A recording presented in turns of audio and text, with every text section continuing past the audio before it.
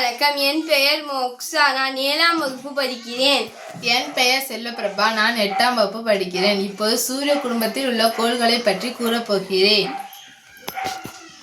முதலாவது கோள் புதன். சூரியனுக்கு மிக அருகில் இருக்கும் கோளாகும். இரண்டாவது கோள் வெள்ளி. மூன்றாவது கோள் புதன்.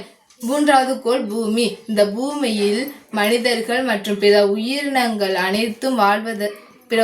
அனைத்தும் வாழ்வதற்கான காற்று, நீர் அனைத்தும் உள்ளது. இதனால் மனிதர்கள், விலங்குகள் மட்டுமின்றி தாவரங்களும் வாழ்கின்றன. அடுத்தது செவ்வாய்.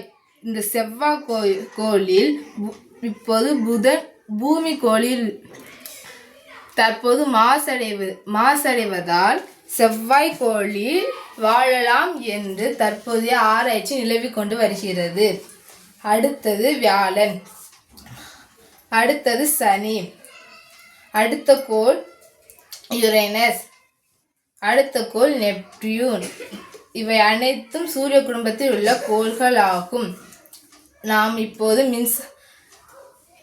தமிழ்நாடு மாநிலத்தில் உள்ள சிவகங்கை மாவட்டத்தில் இளையான்குடி ஊராட்சியில் தெற்கு வண்டல் கிராமத்தில் மின்சாரம் தடையாக இருக்கிறது. அதனால் இயற்கையாக மின்சாரத்தை தட்டுப்பாடின்றி உபயோகிக்கலாம் என்று உள்ளது. சூரியனிடமிருந்து வெப்பத்தை உறிஞ்சி இதிலிருந்து மின்சாரத்தை உருவாக்கி நாம் பயன்படுத்தலாம் என்று எங்களின் கருத்து. அதை தான் இப்பொழுது உங்கள் முன்னால் செயல்படுத்துகிறோம்.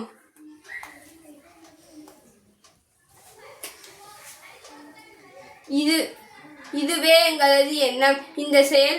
இதனால்தான் இந்த செயல்பாட்டை நாங்கள் முன்வைத்தோம்.